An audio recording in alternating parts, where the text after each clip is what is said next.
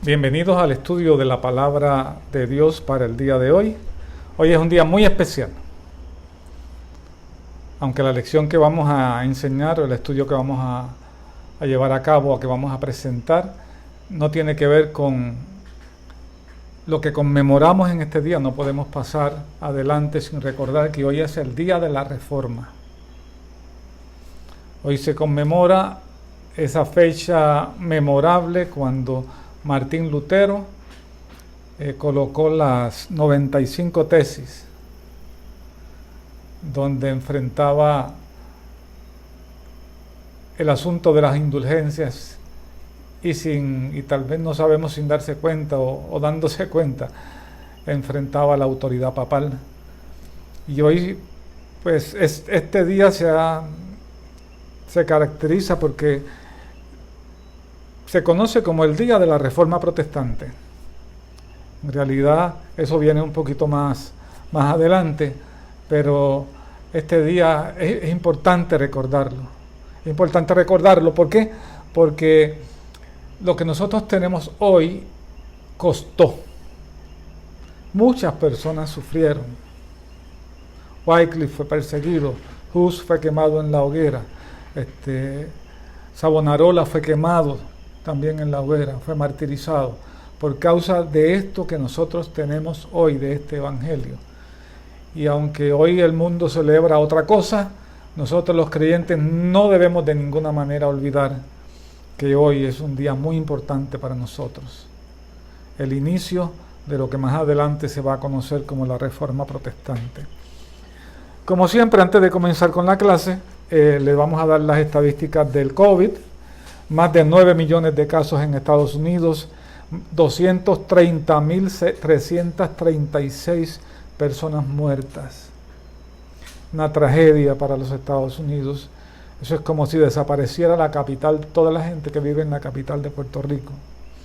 Algunas ciudades están viendo números récord de contagios. En esta semana, en 7 días, se vio un número récord de contagios a nivel nacional. Y algunos sistemas hospitalarios están al borde del colapso y están teniendo que enviar sus enfermos muchas horas de camino hasta otros hospitales. Más de 40 estados han visto un aumento sustancial de casos. Se plantea la posibilidad de un lockdown en algunos estados. Así que por favor, tenemos que cuidarnos mucho.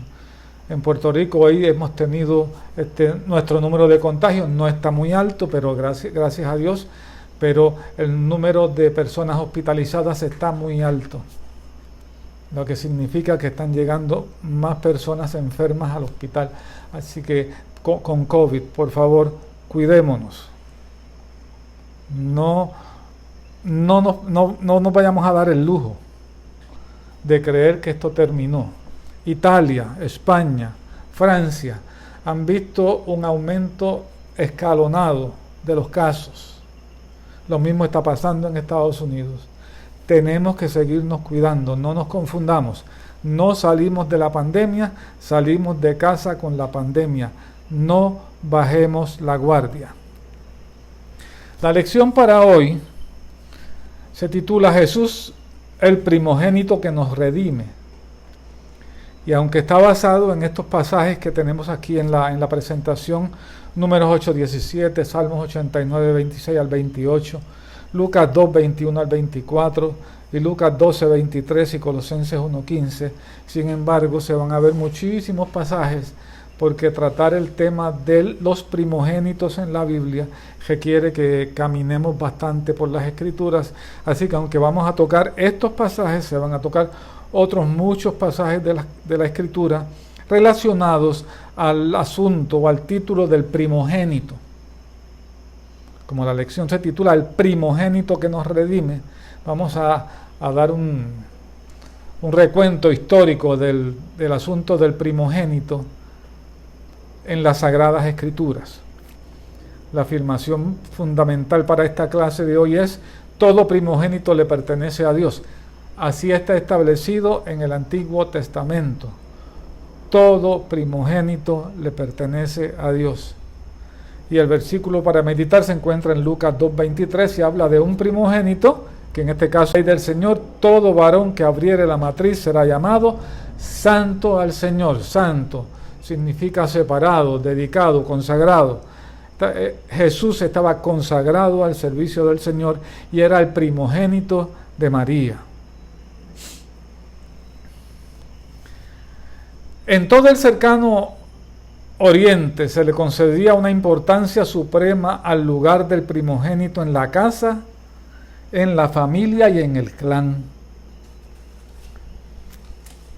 No era una costumbre solamente judía.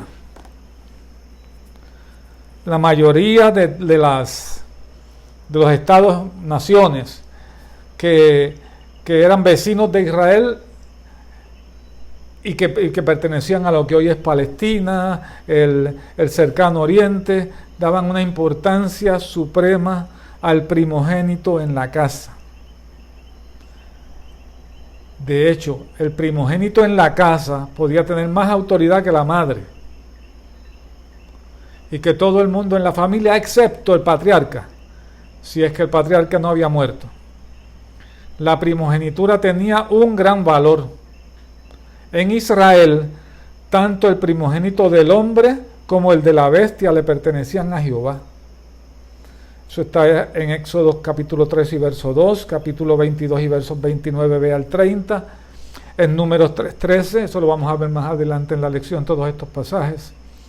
Ahí se establecía que el primogénito no solamente era humano, también era de la bestia. También vamos a ver un poquito más adelante que también se podía incluir que a los primeros frutos, de las cosechas. Jesús, por su parte, fue el primogénito de María, el que nació primero, lo que obviamente indica que María tuvo más hijos, y eso no es ningún pecado, eso está muy bien. Tuvo unos cuantos hijos, algunos de ellos escribieron cartas universales como Judas y Santiago, y están en nuestras Biblias, así que todos esos fueron hermanos de Jesús. Jesús fue el primogénito de María, y eso está en Mateo 1:25 y Lucas 2:7. También lo vamos a ver más adelante. Al nacer Jesús, sus padres estaban obligados a cumplir con todos los rituales establecidos en la ley de Moisés que tenían relación con el primogénito. María tenía que hacer sus rituales de purificación porque había dado a luz, y tenía que estar separada de la congregación por un periodo de tiempo. Así que los padres de Jesús, entonces, pues fueron a presentarle a Dios a su hijo. Esa es una expresión que a mí me resulta muy bonita. Fueron al templo a presentarles a Jesús, a Dios, a Jehová. Recuerden que para todos los efectos, aunque los evangelios están en el Nuevo Testamento, Jesús vive en el Antiguo Testamento. Así que, pero no nos vamos a meter ahí en este momento. Así que Jesús sus padres lo llevan para ser presentado en el templo y para hacer un sacrificio sustitutivo. ¿Por qué? Porque él era un primogénito. Los primogénitos le pertenecían a Jehová. Eran de Dios. Estaban escogidos para el servicio de Dios. Todo primogénito. Así que esta era una posición a la que tenían que estar cuidadosamente atentos los padres, pero también los dueños de ganado. Porque si por ejemplo, el dueño de un rebaño enorme de ovejas tenía 5 ovejas pariendo a la vez, tenía que estar pendientes de cuál era el primero que parían, porque ese le pertenecía al Señor. Lo mismo las vacas y todos los animales limpios, pero también los animales que no eran limpios. Pero entonces para ellos era necesario llevar a cabo otro ritual.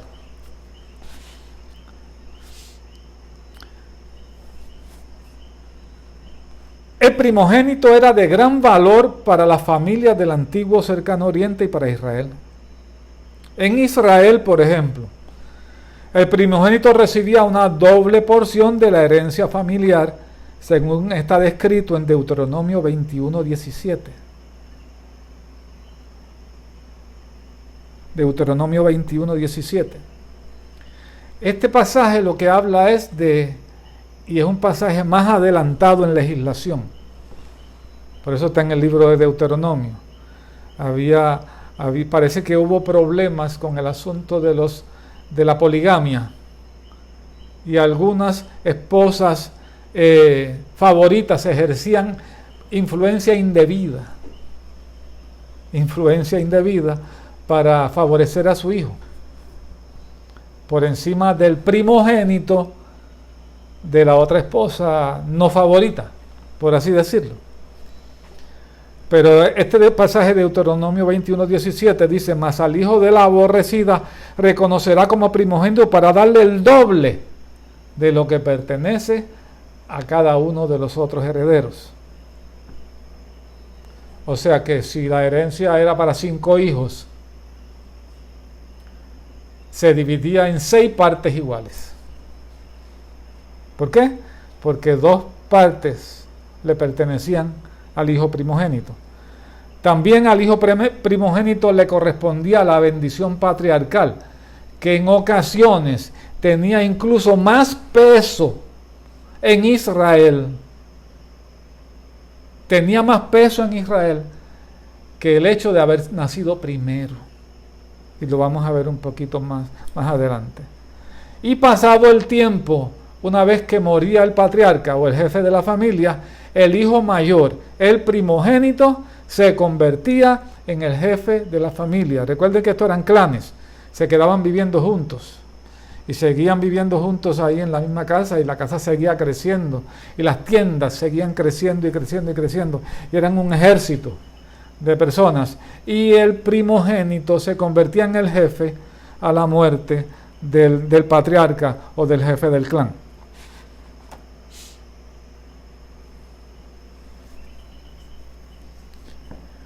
Algunas naciones de la antigüedad ofrendaban a sus hijos primogénitos en sacrificio a los dioses. Para nosotros acá en Occidente eso puede parecer una barbaridad. O como diría Poe, una barbarosidad. Algunas naciones sacrificaban a sus hijos primogénitos. ¿Quién puede pensar una cosa como esa? Pero esto incluía a los antiguos ancestros de los hebreos. Miren, cuando el rey de Moab, en 2 Reyes 3:26 al 27, se vio que era vencido en la batalla, tomó consigo 700 hombres que manejaban espada. Otra vez, 2 Reyes 3:26 al 27. Para atacar al rey de Edom, mas no pudieron. Entonces arrebató a su primogénito, que había de reinar en su lugar, miren eso, el heredero al trono, y lo sacrificó en holocausto sobre el muro, y hubo gran enojo contra Israel, y se apartaron de él, y se volvieron a su tierra. ¡Qué barbaridad! ¿Cómo una persona puede pensar algo como eso? Pues sí, así eran estas naciones. Miren, algunos reyes en Judá. Es increíble porque esto hasta me sorprendió a mí, porque los reyes que vamos a mencionar eran reyes de Judá, donde hubo dinastías muy buenas, porque uno podía pensar que esto sucediera en Israel, en el reino del norte, pero no en Judá, el reino del sur. Ahí hubo reyes muy buenos. Ahí estaba Josías, Usías, Ezequías. Hubo reyes extraordinarios en este reino del sur. Pero hubo unos reyes en el sur que adoptaron las costumbres de sacrificar hijos a los dioses paganos y lo hicieron en territorio de Israel, con lo cual envilecieron la nación. Miren, hay pecados que envilecen las naciones. Y uno no tiene que ser el pueblo de Dios para que Dios tome eso en cuenta. No podemos perderlo de vista. Hay pecados que envilecen las naciones, son pecados nacionales. En este caso, este rey, Acaz y Manasés, son dos reyes, pasaron a sus hijos por fuego. Se los sacrificaron a dioses paganos en territorio de Israel y con eso envilecieron, contaminaron la tierra. ¿Por qué? Porque hay pecados que envilecen las naciones y contaminan la tierra. Estos dos reyes, dice Segunda de Reyes 16:3. Ellos usan una expresión, es un eufemismo, para que se oiga un poquito más agradable. Pasaron a su hijo por fuego. Esa es la expresión que usan en el autor. Esa es la expresión que inspira el Espíritu Santo. Pasaron a su hijo por fuego, tanto Acaz como Manasés. Acaz está descrito a su actitud en Segunda de Reyes 16:3 y la de Manasés en Segunda de Reyes 21:6. Pero eso lo que significa es que los ofrecieron en holocausto a sus dioses. Cuando uno ve la actitud del rey de Moab que coge a su hijo, al heredero al trono, y lo quema encima del muro, uno dice, wow, con razón Dios los quería sacar de su tierra. Hay pecados que dañan las naciones y no se pueden permitir, y la iglesia tiene que levantar su voz profética contra esos pecados. Contra esos pecados. El sacrificio de humanos es una aberración.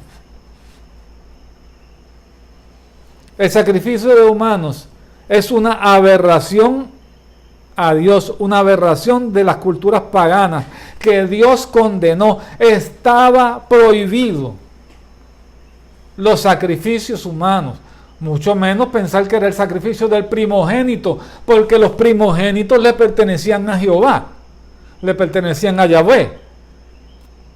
Así que estaba prohibido los sacrificios humanos en Israel.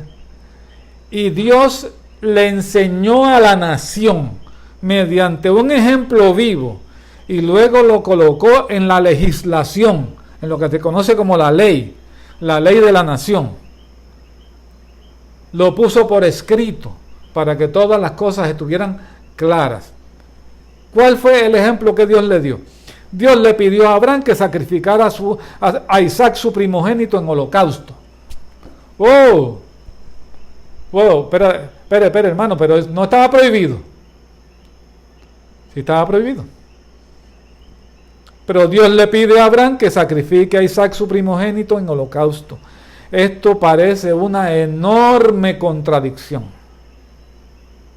¿Por qué? Porque el sacrificio de humanos es una aberración pagana que Dios condenó. Por eso, miren, hay pecados, por ejemplo, como el aborto, que contaminan la nación, que contaminan la tierra y hacen a todos los habitantes de la nación culpables de ese pecado. Culpables de ese pecado. Es importante que nosotros podamos entender esto. Aunque esto parece una enorme contradicción, y viéndolo fuera del contexto y viéndolo sin llegar al final, desde a prima facie yo diría, no, esto es una contradicción, aquí alguien dijo lo que no debió. Pero las cosas no son, en las escrituras las cosas no son tan fáciles y tan simples. Vamos a ver un poquito más adelante. Abraham entonces, que era un hombre que le creía a Dios, porque ustedes saben, y si no lo saben, pues se lo informo, Abraham era un pagano, que vivía en lo que es hoy Irak, que adoraba múltiples dioses, él y su familia. Y un Dios, que no sabe quién es, le habla a Abraham y le dice: sal de tu tierra y de tu parentela y vete por ahí caminando. Yo te digo en el camino para dónde tú vas. ¿Y saben lo que hizo Abraham? Se fue y le creyó a ese Dios. Ahora ese Dios, que ya él lo conoce un poco mejor, le dice: pues dame, sacrifícame. Wow. Sacrifícame a tu hijo, a Isaac, el primogénito, sacrifícamelo. A Abraham eso pues no le pareció tan una vejación tan grande. ¿Por qué? Porque él provenía de una cultura en que eso no era extraño, el sacrificio de seres humanos. Pero en Abraham había una enorme diferencia. Hubo una enorme diferencia. Abraham da ese paso de obediencia a Dios y lo da en fe, creyendo que Dios resucitaría a su hijo. Si él tenía que llegar a ejecutar la sentencia que Dios le había pedido, si él tenía que llegar al sacrificio. Eso está en Génesis 22:5. Abraham había llegado a ese lugar, al monte Moría, había llegado con sus siervos. Y en la base del monte le dijo a sus siervos: esperen aquí con el asno. Y yo y el muchacho iremos hasta allí y adoraremos y volveremos a vosotros. Abraham estaba seguro. Y Pablo dice que de alguna manera eso fue lo que sucedió. Abraham estaba seguro que si él tenía que sacrificarle el hijo a Jehová, Jehová se lo iba a devolver vivo y él iba a regresar a su casa con su muchacho. Él actúa en fe, creyendo que Dios iba a hacer un milagro. Y cuando todo estaba listo, cuando llegó el momento del sacrificio, que hay que ver el valor y la grandeza de estos dos seres humanos.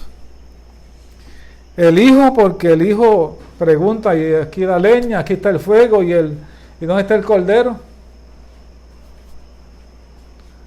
Y luego el padre en algún momento tiene que haberle dicho: pues tú eres el cordero, tú eres el sacrificio. Eso estuvo difícil.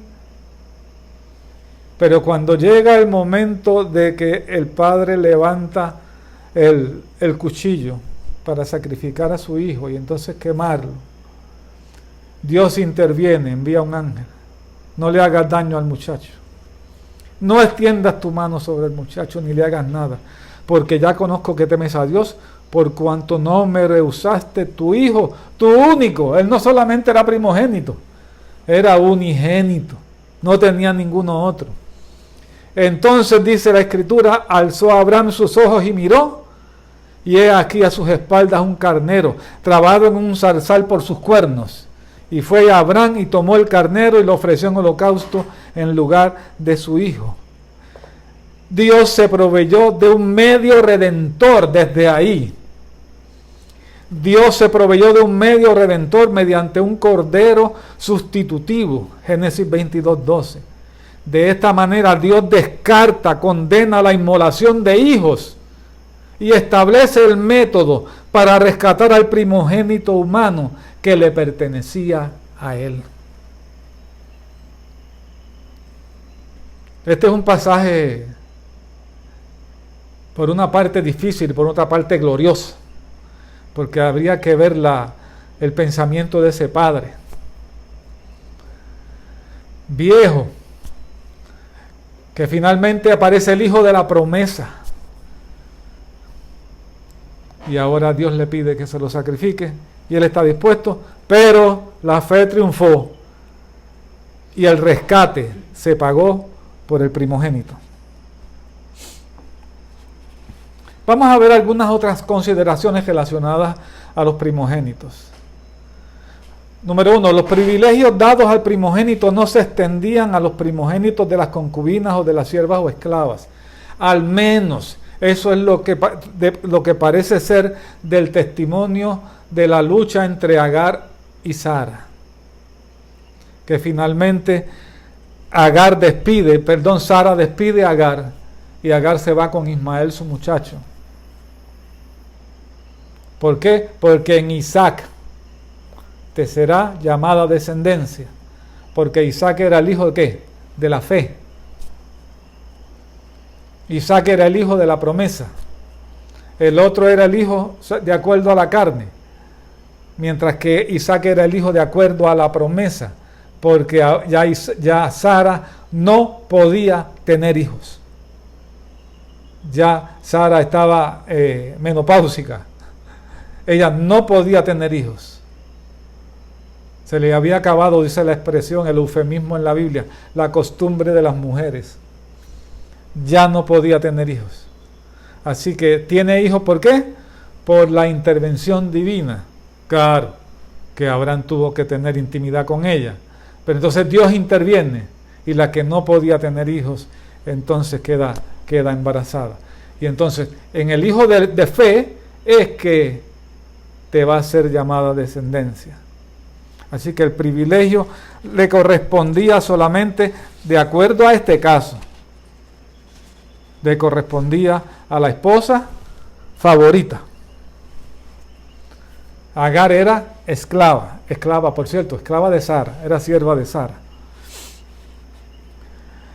Así que Ismael, en ese sentido, aunque fue el primer nacido en la casa de Abraham, no era el primogénito porque era hijo de una esclava. Por otro lado tenemos a José, el primogénito de Raquel, la esposa que Jacob amaba, que resultó ser el primogénito por encima de Rubén. Aunque es una primogenitura extraña, es como si la primogenitura entre los hijos de Jacob se hubiera dividido. A José le toca la doble porción, pero a Judá le toca el liderazgo. Judá iba a ser el jefe, no José. Esto es algo, es como si cuando se fue a dar la bendición, Jacob repartió una porción para José y una porción para Judá, pero ante Judá era que se iban a inclinar todos sus hermanos. Así que en un sentido era el primogénito. Pero para llegar a donde Judá había que pasar por 3 muchachos antes. Los 3 fueron descartados, empezando por Rubén. Jefté, por su lado, no fue el primogénito. Jefté, uno de los jueces de Israel, no fue el primogénito porque era hijo de una ramera. Y sus hermanos, hijos de la esposa principal, lo echaron para no compartir la herencia. Esaú, por otro lado, menospreció su primogenitura y la vendió a su hermano por un plato de lentejas. ¡Wow! La verdad es que Esaú se le fue el tren. Porque uno pensaría, como él se le ocurrió por un plato de comida. Nadie se muere tan rápido. Por un plato de comida vendió algo que tenía un valor extraordinario, pero Dios estaba en ese asunto.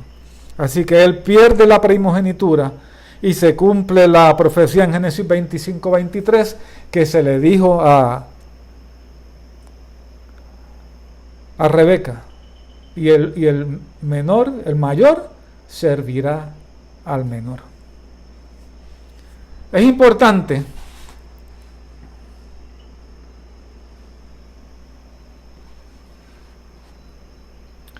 siguiendo aquí con los asuntos de las otras consideraciones, que los sacrificios humanos no fueron una instrucción divina nunca,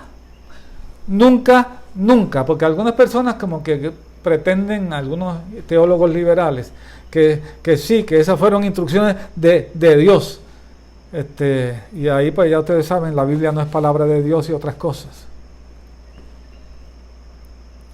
Miren cómo dice Jeremías 7:31, también lo dice en 19:5, básicamente en las mismas palabras.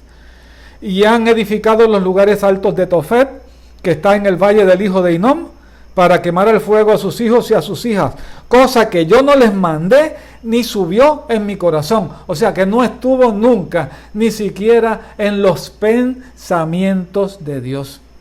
Ahora, es importante resaltar que la revelación es progresiva.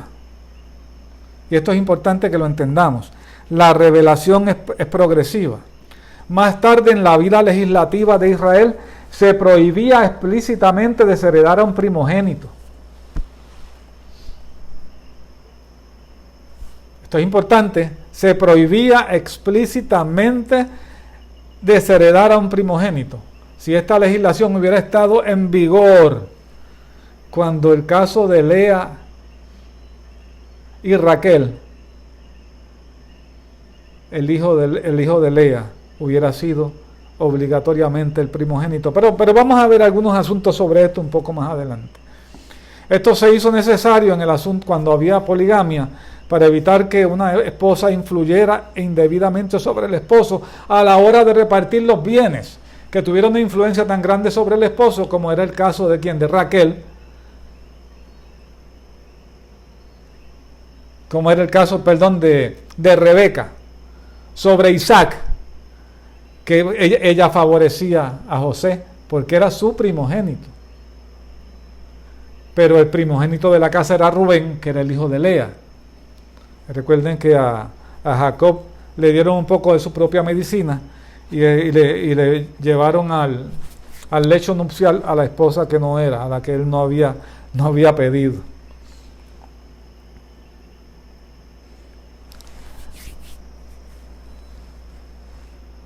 En ocasiones, y esto es importante, en su omnisciencia y también en su presciencia, en su previo conocimiento, Dios decidió que uno que no era el primogénito fuera el bendecido con ese privilegio. Por ejemplo, en el caso de Efraín y Manasés. Manasés son hijos de José. Manasés era el mayor, Efraín era el menor. José trae a sus hijos para que su padre, porque era el patriarca, que ya estaba viejo, estaba probablemente cerca de la muerte, trae, pero su mente estaba clarita, ¿oyeron? Clarita. José le trae a sus dos hijos para que su padre se los bendiga. Y ustedes conocen probablemente este pasaje de la Biblia de una canción de la hermana Nimsi. Y entonces el padre de José cruzó las manos y puso su derecha sobre Efraín y su izquierda sobre Manasés, y a José no le gustó nada. Y le dijo, no, padre, espérate, eso no es así. No lo hagas de esa forma. No es así porque el primogénito en Manasés intentó quitarle la mano al patriarca. Él podía estar viejo, pero sabía lo que estaba haciendo. Él podría estar, no ver demasiado bien, pero sabía muy bien lo que estaba haciendo. Y le dijo que no, rotundamente a José. No. Sí, Manasés también va a ser bendecido, pero Efraín va a ser el primero. ¿Por qué Dios hizo eso? Se desconoce completamente. Miren, en otro caso, Rubén ya no sería el primogénito. Eso está en Génesis capítulo 49, versos 3 y 4. Si me permiten, yo lo voy a buscar aquí un momentito. Génesis capítulo 49.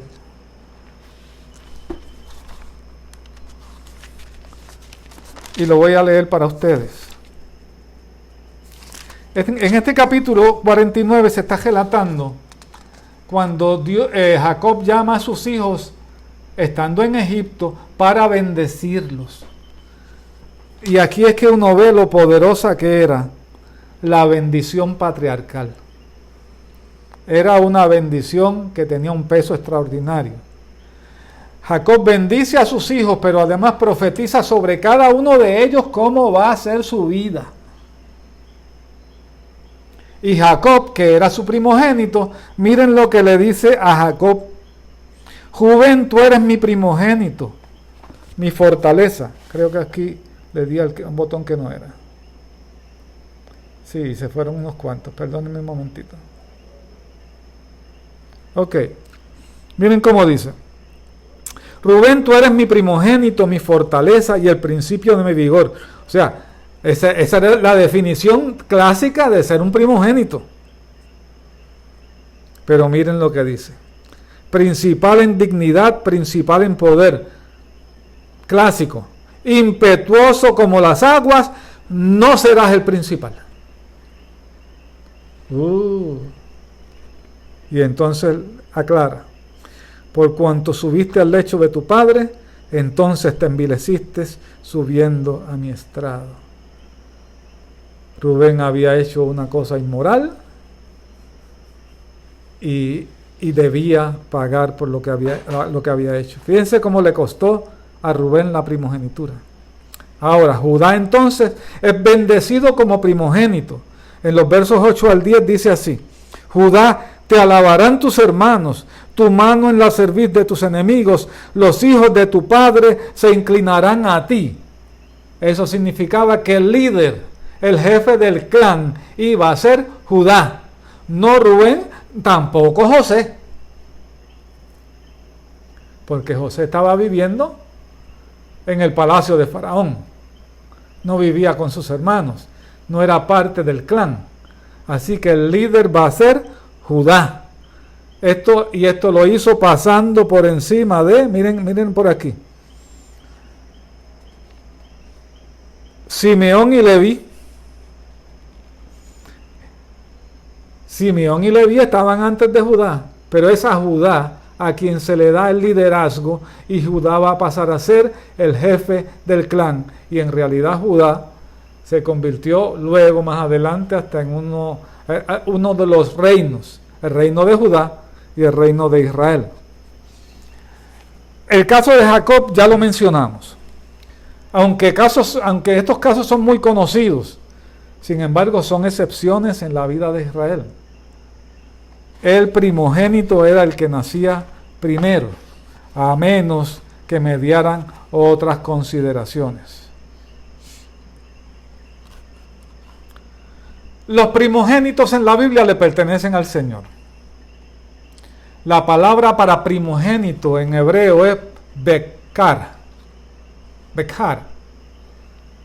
Y se traduce en la Septuaginta como prototocos. Se refiere tanto al primer nacido humano como al de las bestias. Éxodo capítulo 11 y verso 5. Cuando habla de primogénitos dice: morirá todo primogénito en tierra de Egipto, desde el primogénito de Faraón que se sienta en su trono, hasta el primogénito de la sierva que está tras el molino, y todo primogénito de las bestias. Todo primogénito de las bestias. También, este asunto de la primogenitura se puede referir a los primeros frutos que también eran de Jehová, que también le pertenecían al Señor. Éxodo capítulo 13 y verso 12 dice: conságrame todo primogénito. Todo primogénito tenía que ser consagrado al Señor. Vamos a ver qué era lo que significaba esa consagración. Todo humano, todo humano o animal limpio, que eran primogénitos, sería consagrado a Jehová. Cuando hablamos de primogénitos, siempre hablamos de ¿qué? De machos, porque esa era la orden. Todo humano o animal limpio sería consagrado a Jehová. En Éxodo 22, 29 al 30 dice: no demorarás la primicia de tu cosecha ni de tu lagar. Miren eso, la primicia de tu cosecha. Hablando de los primogénitos. Me darás el primogénito. De todo. Sea un ser humano o sea un animal. El primogénito le pertenece a Dios desde la muerte de los primogénitos en Egipto. Eso está descrito así en Éxodos 11:5. Permítame buscar aquí un momentito. Éxodos 11:5. Esa fue la última plaga. Cuando iba a pasar el ángel de la muerte y hubo que sacrificar un cordero para redimir a los primogénitos de Israel. 11:5 dice: y morirá, hablando de lo que va a suceder esa noche, en esa plaga, Morirá todo primogénito en tierra de Egipto, desde el primogénito de Faraón que se siente en su trono, hasta el primogénito de la sierva que está tras el molino, y todo primogénito de las bestias. Todo primogénito iba a morir. ¿Cómo se iban a librar los primogénitos de Israel? Mediante un sacrificio sustitutivo y colocación de sangre en los postes y en el umbral de la puerta. Así que todos los primogénitos de Israel en esa plaga de los primogénitos fueron que redimidos mediante el sacrificio de un cordero cuya sangre los protegía en un sentido. Cuando se habla de la consagración de los primogénitos, se habla de ofrecerlos en sacrificio. De eso era que se trataba.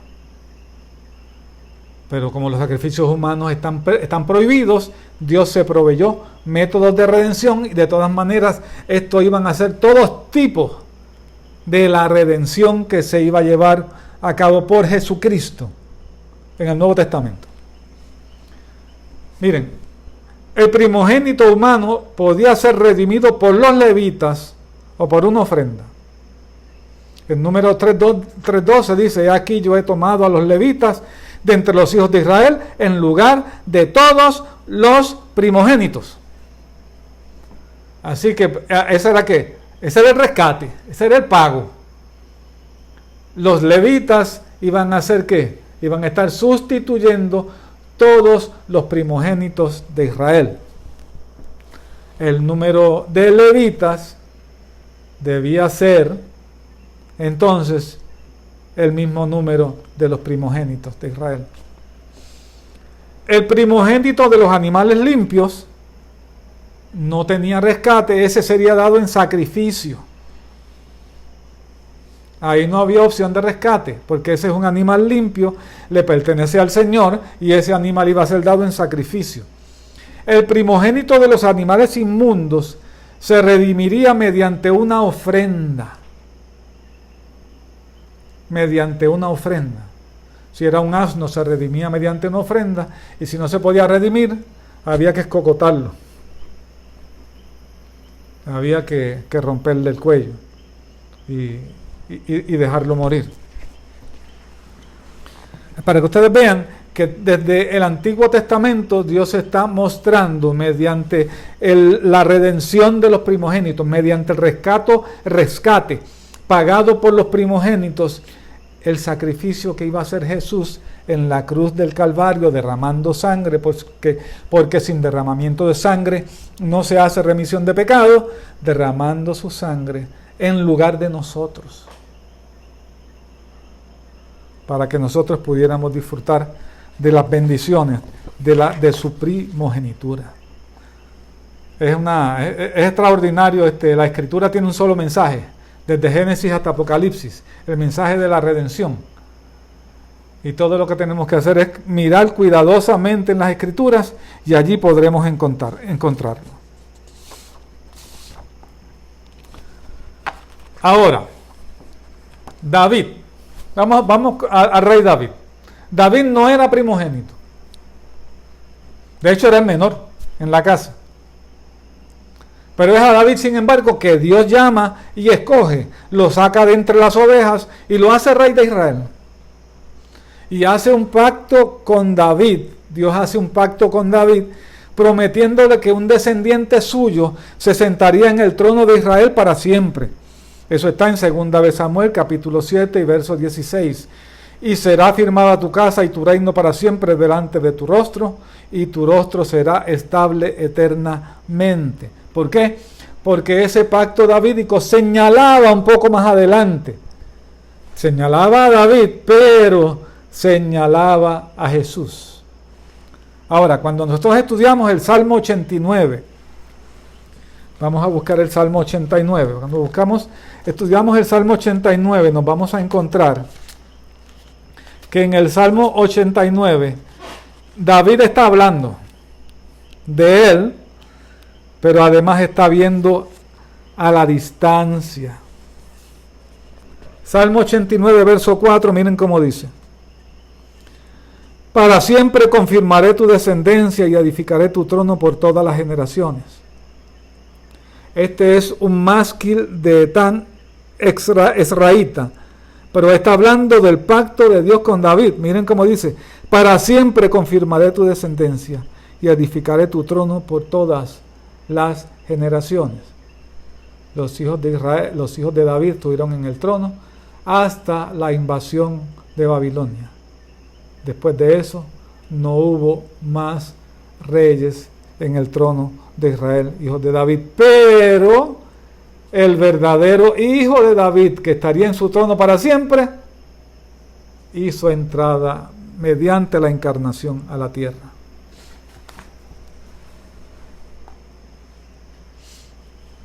Los versos 26 al 28 se refieren al pacto davídico. Miren cómo dice: Él me clamará, mi Padre eres tú, mi Dios y la roca de mi salvación.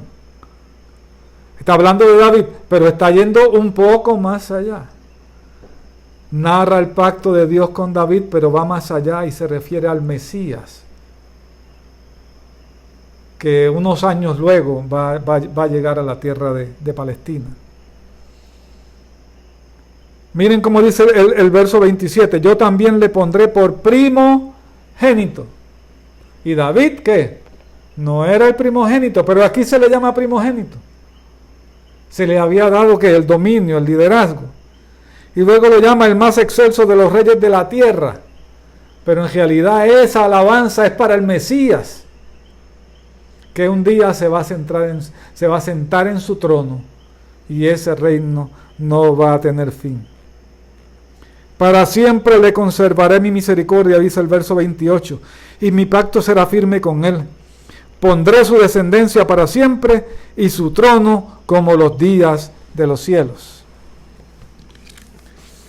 Eso aparece en el Salmo 89. Esta es una referencia a Jesús, quien de acuerdo a Lucas 1:32 se sentaría en el trono de David para siempre. Cuando el ángel habla con María, le dice que ese hijo que va a nacer se sentaría en el trono de David para siempre. ¿Y su trono qué? No tendría fin. Todavía, sin embargo, estamos esperando el cumplimiento pleno de esta profecía cuando Jesús regrese para establecer su reino milenial sobre la tierra. Ahora vamos al caso de Jesús como primogénito. Jesús sí era el primogénito, como está descrito en el Salmo 89. Jesús era el primogénito de María. Así que como todo primogénito, había unos rituales que llevar a cabo. María tenía que llevar a cabo unos rituales porque ella había dado a luz y entonces tenía que estar 40 días en un proceso de purificación y en ese tiempo no se podía presentar al templo, por lo tanto no podía llevar a su hijo a presentarlo delante de Dios. Así que a los 8 días lo llevan ¿a qué? A que lo circunciden. Y luego pasan como 33 días más, el periodo de purificación de María de 40 días, y entonces los padres llevan al niño para presentarlo en el templo. Pero cuando uno se presenta al templo, para presentar a un niño tenía que venir con una ofrenda. Tenía que llevar un cordero para el holocausto y unas palomas o unas tórtolas para la expiación. Pero en la ley estaba permitido que si la familia era pobre, que no tenía para un cordero, pues podían llevar solamente las 2 aves. Y eso precisamente es lo que dice Lucas, que llevó José y María para presentar al niño en el templo. Si vamos a Lucas, en el capítulo 2, cuando uno estudia este pasaje de Lucas y ve que que los padres de Jesús no tenían ni para un corderito, uno tiene que pensar que Jesús nació en la más terrible pobreza.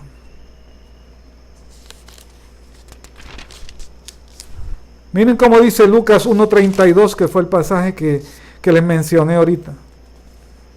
Este será grande, hablando del ángel del niño que iba a nacer, y será llamado Hijo del Altísimo, y el Señor Dios le dará el trono de David su padre, y reinará sobre la casa de Jacob para siempre, y su reino no tendrá fin. Ahora, Lucas 2:23. Dice así. Vamos a comenzar con el verso 22. Y cuando se cumplieron los días de la purificación de ellos, conforme a la ley de Moisés, le trajeron a Jerusalén para presentarle al Señor. Así que, recuerden, Jesús vive en el Antiguo Testamento y está sujeto a la ley. Cuando se cumplieron los días, ellos vinieron conforme a la ley. Como está escrito en la ley del Señor, todo varón que abriere la matriz será llamado santo al Señor. O sea, estaba separado para Dios, le pertenecía a Dios, estaba consagrado a Dios. Y para ofrecer, conforme a lo que se dice en la ley del Señor, un par de tórtolas o 2 palominos. Uno para holocausto y otro para expiación. Eso nos dice a nosotros que Jesús era una persona bien pobre. A veces yo escucho a la prosperidad tratar de justificar que Jesús era rico. Y yo digo, ¿de dónde se podrán sacar semejante barbaridad? Él era rico en virtudes, era rico en disciplina, era rico en muchas cosas, pero era bien pobre. Sus padres eran bien pobres. No tenían ni para traer un cordero, que era una imagen de él mismo. Porque es el Cordero de Dios que quita el pecado del mundo. Así que Jesús es presentado como primogénito. Era santo para el Señor. Por lo tanto, estaba dedicado a su servicio. Y este era el cumplimiento de la profecía del ángel que le había dicho a María. Al usar el nombre primogénito, algunos llegan a creer que Jesús fue la primera creación de Dios. Y eso es cuando leemos Colosenses capítulo 1, verso 15. El primogénito de la creación. Vamos a buscar ese pasaje. Colosenses capítulo 1 y verso 15.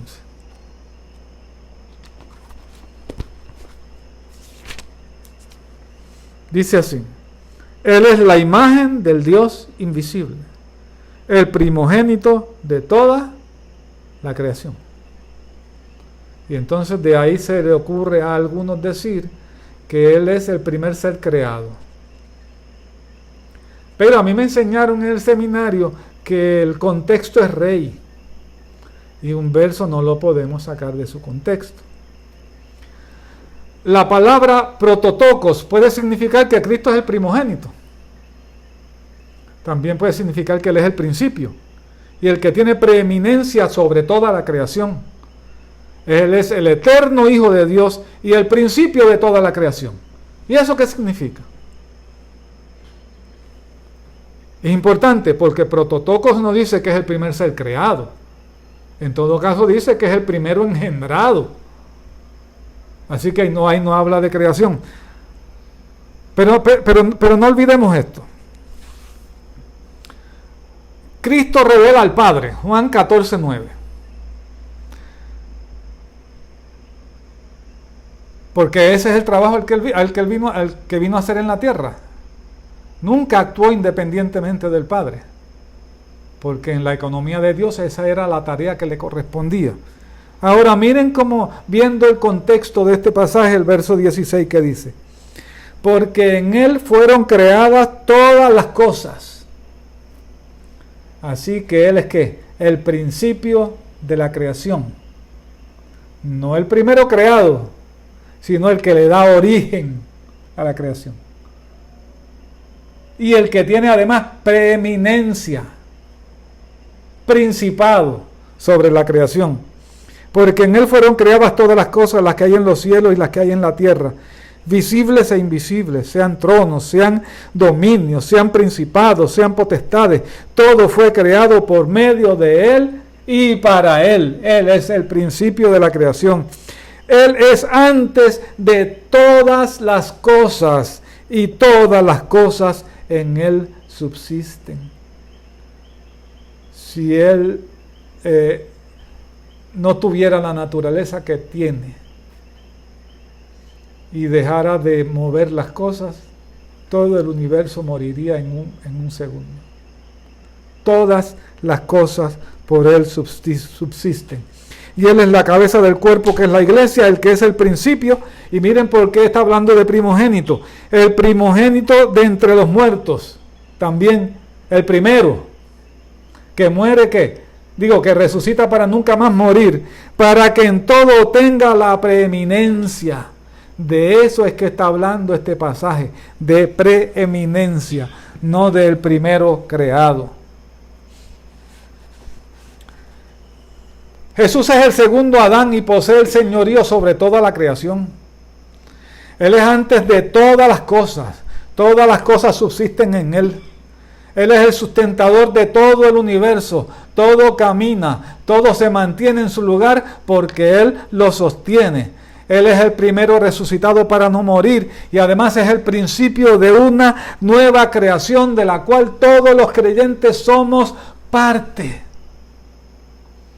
Así que Jesús, como el primogénito, nos redime. Él ocupó el lugar que nos correspondía a nosotros.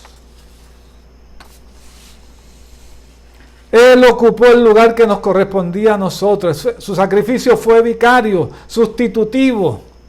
De la misma manera que el cordero sustituía al primogénito humano. En la plaga de los primogénitos en Egipto. De la misma manera que los levitas en otra ocasión sustituían al primogénito humano. Ahora Jesús, ¿qué? Es el sacrificio que se da a sí mismo en lugar de nosotros. A mí me correspondía pagar por el pecado, pero no podía. Así que Dios envía a su Hijo en semejanza de carne, sujeto a toda humanidad como cada ser humano, para que nosotros podamos tener vida. Cualquiera que se acerca a Él con corazón arrepentido, tiene a su favor todos los beneficios de su primogenitura. Y las voy a resumir en un flash. Tenemos redención. Él pagó el precio. Tenemos reconciliación. Se hizo la paz entre Dios y nosotros. Tenemos salvación. Tenemos vida nueva. Se nos ha dado una vida nueva. De modo que si alguno está en Cristo, nueva criatura es. Tenemos vida eterna.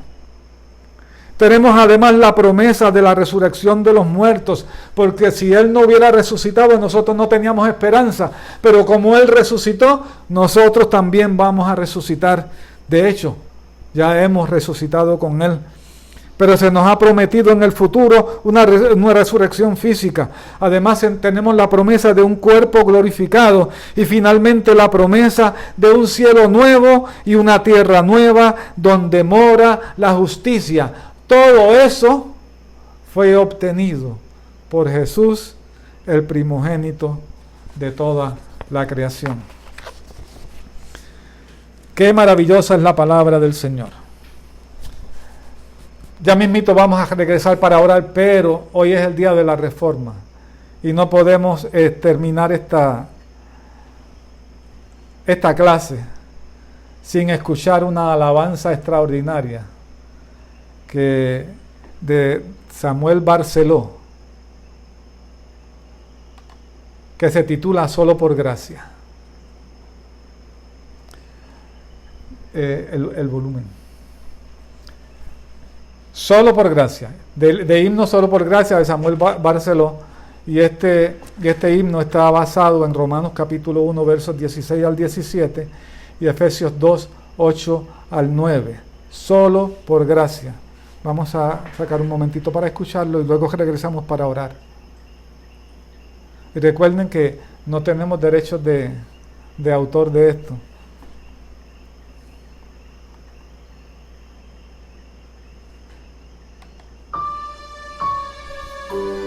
Van a ver que en este himno se mencionan las 5 solas que se convirtieron como en el símbolo de la reforma y que hablamos en la clase pasada. Así que escúchenlo.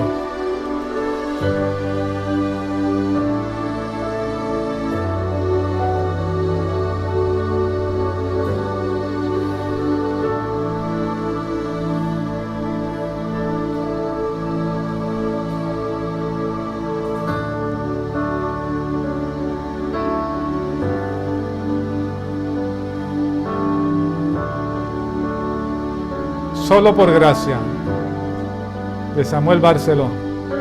Llovía la noche y un rayo cayó, de miedo a que al joven Está hablando del testimonio de Lutero. imploró.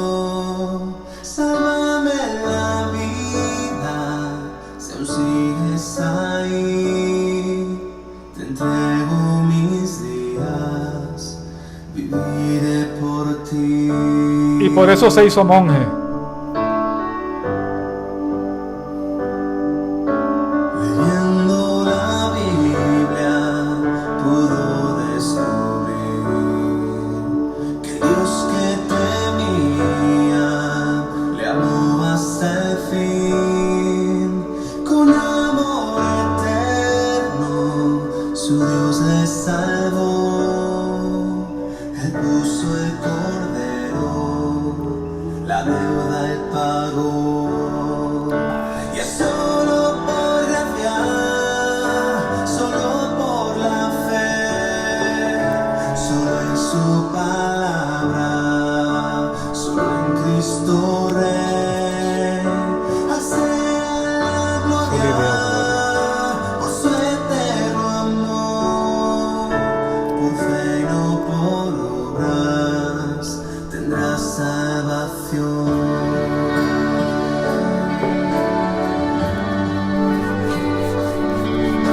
Clavó en una puerta lo que escribió contra indulgencias, contra la opresión. La fe no se compra. Amén. La fe es un don y no se negocia. En nombre de Dios, aún quedan personas que creen como Él, que Dios nos perdona solo por la fe. Predica la gracia que hay en Jesús, vacía hoy tus cargas al pie de la cruz. Y es solo por gracia, Solo por gracia. solo por la fe, solo en su palabra, solo en Cristo Rey. Soli Deo Gloria. Por su eterno amor, por fe no por obras, tendrás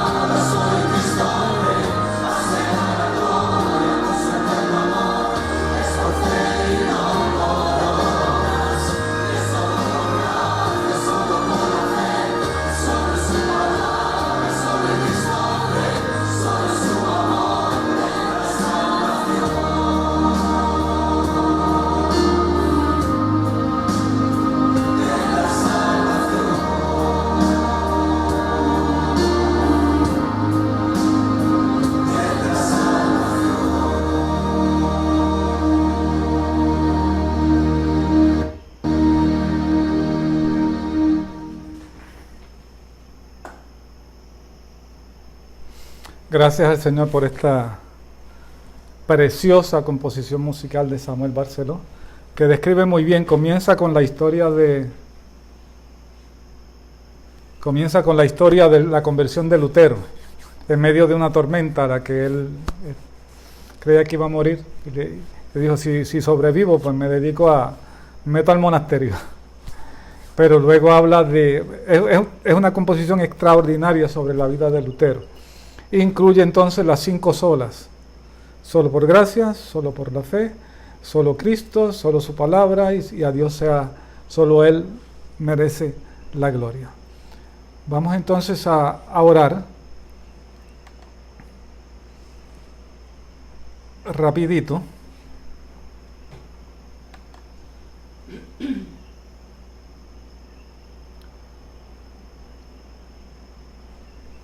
Siempre recordándole a todos que las herramientas para la victoria están disponibles. Tenemos la palabra que nos dice cómo vivir, el Espíritu Santo que nos da poder para vivir conforme a esa palabra y las disciplinas espirituales para vivir en intimidad con el Señor. Si alguien quiere aceptar a Jesús como su Salvador o reconciliarse, todo lo que tiene que hacer es allí donde se encuentra, levantar su mano y decir: Señor, te recibo ahora. Puede escribirnos o tan solo poner su mano en su corazón y oraremos por usted. Vaya a una iglesia donde se adore a Dios en espíritu y en verdad, y donde reciba pastos verdes y se predique la sana doctrina de la palabra de Dios. Quiero pedir la oración, no podemos orar por todas estas peticiones, pero quiero por favor pedir la oración por los enfermos de COVID y los enfermos de otras muchas condiciones, por la salud emocional del pueblo en medio de esta pandemia. Vamos a orar por la familia del exdirector de salas de emergencias en el centro médico, el doctor Benji Rodríguez, que murió de COVID, y por las demás familias que han perdido seres queridos por causa del COVID, por los profesionales de la salud que están al frente de la batalla y que se continúan contagiando, por las personas de Turquía que sufrieron el embate de un terremoto y ya van muchos muertos y cientos de heridos, por las familias del sur donde sigue temblando, por nuestra niñez y nuestra juventud, por el próximo proceso eleccionario que ya es en 2 o 3 días. Vamos a estar sabiendo los resultados. Quería decir algo con respecto a eso. Cuando usted vaya a votar, asegúrese que honra a Dios con su voto. No lo voy a decir nada más. No voy a decir por quién votar o por quién no votar. Asegúrese que usted honra a Dios con su voto, porque todo lo que nosotros hacemos, lo hacemos como para el Señor y no para los hombres. Recuerde guardar su testimonio como creyente, por todo tenga sus preferencias, no hay problema, y déjese dirigir por el Espíritu Santo. Y no olvidemos orar para que muchos sean alcanzados en lo poco que falta para la venida del Señor. Y siempre acuérdense de orar por este maestro y por su familia. Oramos. Señor, gracias. Gracias por tu palabra. Gracias por la figura del primogénito. Gracias por Jesús, el primogénito de toda la creación, que nos redime, que nos ha dado salvación, reconciliación, paz, vida eterna y promesas, Señor. Y promesas que no caben en nuestro corazón y en nuestra mente, de tan extraordinarias que son. Señor, te pedimos estas peticiones que hemos planteado delante de ti, Señor. Sana toda enfermedad y toda dolencia. Trae paz, Señor, a los corazones afligidos. Los profesionales de la salud, Señor, que están al frente de la batalla, fortalécelos, sosténlos, llénanos de tu espíritu y revélate a sus vidas, Señor, de manera que ellos puedan entender que ellos pueden curar, pero tú eres el que sanas. Señor, mira, Padre amado, el proceso eleccionario que está arriba, encima de nosotros, Señor, y que ya en 2 días se va a llevar a cabo. Permite, Padre amado, que nosotros los cristianos, porque es de los que podemos esperarlo, que nosotros los cristianos podamos honrarte, Señor, con el voto que emitimos en estas elecciones. Que tú seas glorificado y que todo lo hagamos como que lo hacemos para ti, no para satisfacernos nosotros, no para nuestro ideal, no para lo que nosotros queremos que sean las cosas, sino como para ti. Gracias una vez más por tu palabra, Señor, y esperamos que esta palabra ha calado profundo en el corazón de cada uno y llegue, Padre amado, a hacer aquello para la que ha sido llamada. En el nombre maravilloso de Jesús te lo pedimos y te damos gracias creyendo. Amén y amén. Muchas gracias por su atención. Si esta clase ha sido de bendición, recuerda compartirla y escribir algún comentario. Recuerden que va a estar más tarde en YouTube y los invitamos al estudio de la próxima semana. Vaya, ejerza su derecho al voto y váyase para su casa. No busque un contagio de COVID. Esté tranquilo en su casa. Quédese en casa si no está obligado a salir. Así que Dios le bendiga, Dios le guarde. Hasta la próxima semana. Si el Señor no ha venido antes, porque lo estamos esperando. Dios te bendiga y Dios te guarde.